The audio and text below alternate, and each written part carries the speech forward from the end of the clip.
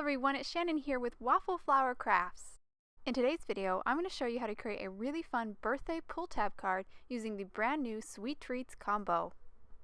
These are the stamp sets I'll be using today. On the left is Sweet Treats and on the right is Stay Cool. Both these sets were illustrated by Big Bear and Bird, so they work really well together. I'm going to use every image from the Sweet Treats stamp set and that bear image from the Stay Cool stamp set. I'm going to use my Misty here to stamp them. I'm inking them up in Memento Tuxedo Black and stamping them onto 110-pound white cardstock. After I stamp them once, I'll ink them up again and stamp them a second time. This just ensures my images are nice and bold and crisp. Now I'm going to share with you a little trick for stamping multiples. So I know I want to have that treat stand filled at the top two layers with macaroons, so that means I need several of them. So I went ahead and die cut 6 macaroons out of white cardstock.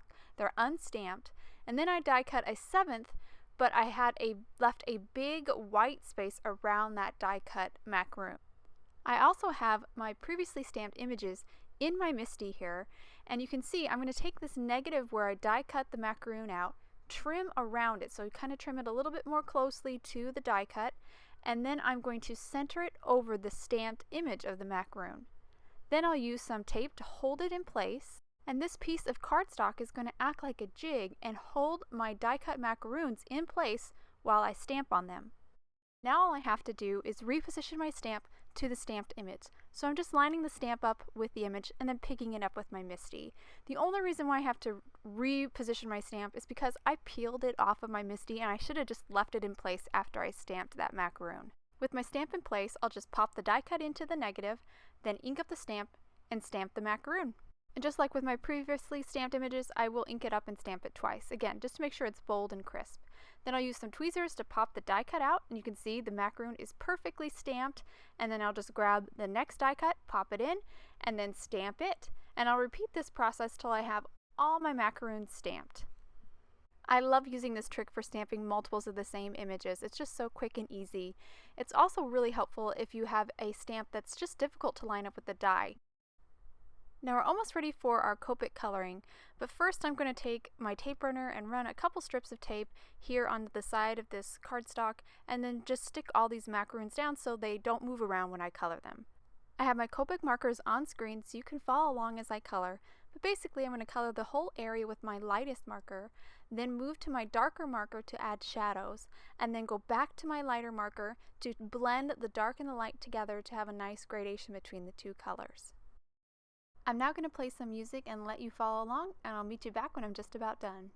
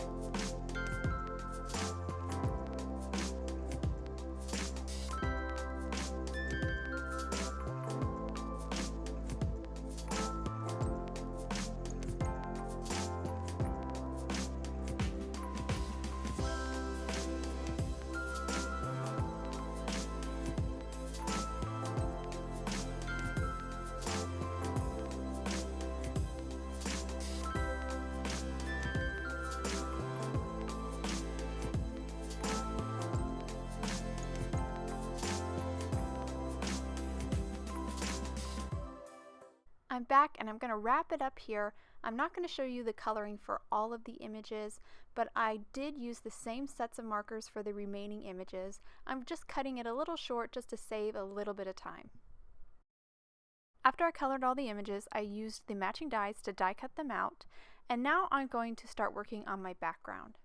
I have an A2 panel here of 110-pound white cardstock, and I'm going to center it here on my workspace to find the center, and then grab a piece of painter's tape and run it right across the center. I want the top of my painter's tape to be right at center point, and center of course is at 2 1/8. I'm going to use Waffle Flower's Tickled Pink dye ink to blend. I'm going to start at the painter's tape and then work my way up. So I am creating a gradation, so I want it to be more intensely pink right at the painter's tape and then fade up to lighter pink at the top. Once I finish blending the upper half, I'll then reposition the painter's tape and then blend the bottom portion. I'm going to use Distress Oxide for this bottom half. I'm going to start with cracked pistachio, and again I'm creating a gradation, so I'm going to start at the painter's tape and work my way down. And once I finish the cracked pistachio, I'll move on to my second Distress Oxide, which is Lucky Clover. And then I go back to cracked pistachio just to smooth out the blend. Now that my background is blended, I'm now going to stamp my sentiment. The sentiment is also from the Sweet Treats stamp set, and I have the bear and the cup in there just to get the positioning right on the sentiment.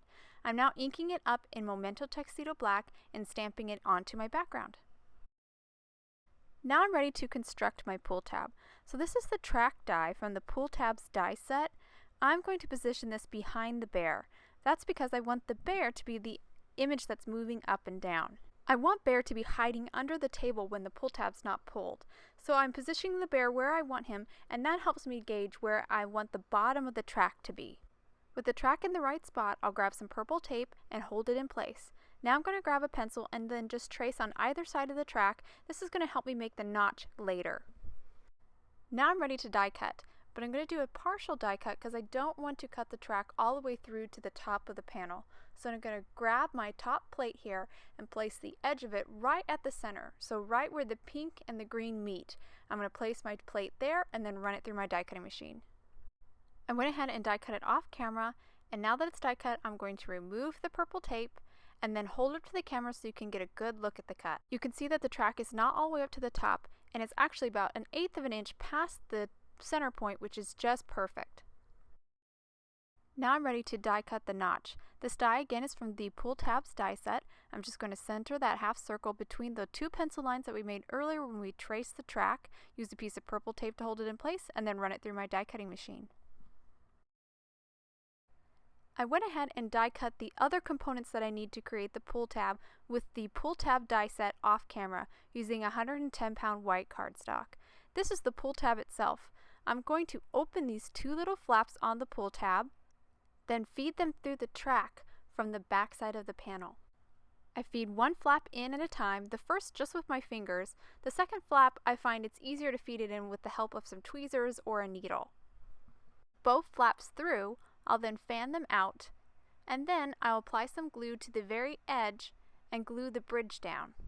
The bridge is just this little tiny rectangle of cardstock that we die cut earlier, and it fits right over the flaps. Now I want to caution you on your glue use. You want to use very little and have it at the very edges of the flaps because you don't want any to spill out and get on the track. Now I'm going to push the tab all the way down and then cut off the excess.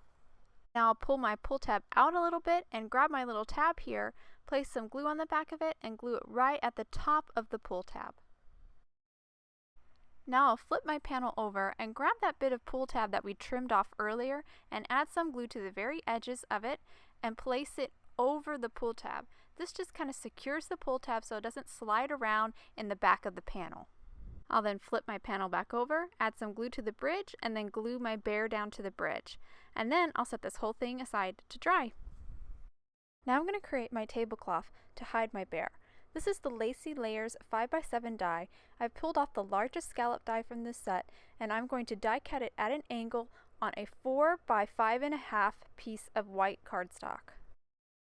You could actually use a smaller piece that is 2 1/8 by 5.5, but this is just what I had laying around. So once I die cut it, I'll just pull off the purple tape, and now I'm going to trim it so it's 2 1/8. With my tablecloth trimmed, I now need to add some craft foam behind it. I've already trimmed some down to fit behind it, but now I need to remove the section where the bear will be. To do this, I just place the craft foam over the bear, trace on either side of the bear, and then trim off that section. Now I'll glue the remaining portions to the back side of the tablecloth. With the craft foam all adhered, I can now add some glue to the back side of the tablecloth and glue it directly onto my panel.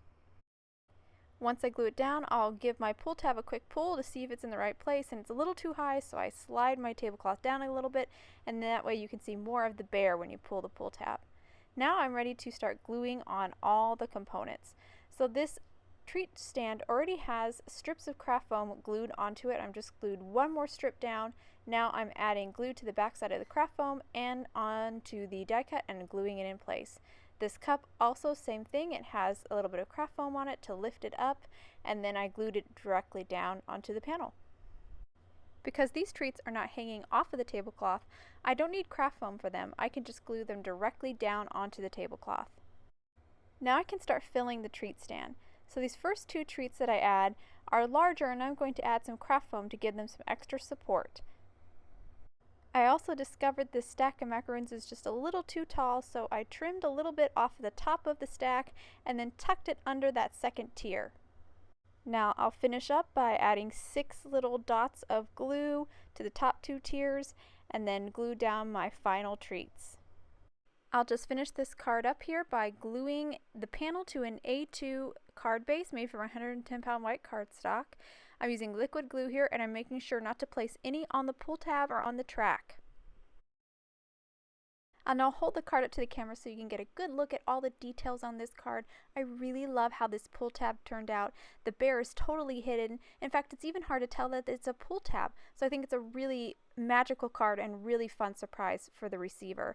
And the confections are just beautiful. I really loved coloring them, and I think the sentiment with this set is just perfect. I hope you guys enjoyed today's card and video. If you want any more information on the products I use, please visit Waffle Flower, and you can follow us on YouTube, Instagram, and Facebook for more creative ideas. Thanks for watching!